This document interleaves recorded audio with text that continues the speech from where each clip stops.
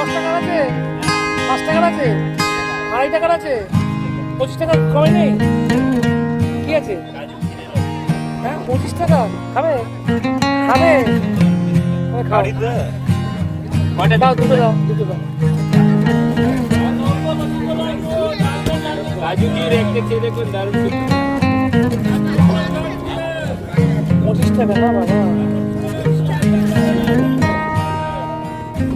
5 টাকা তো 10 টাকা নিচ্ছে। 5 টাকাটা এখন আর 5 টাকা কিছু আছে 25 পাওয়া যায়।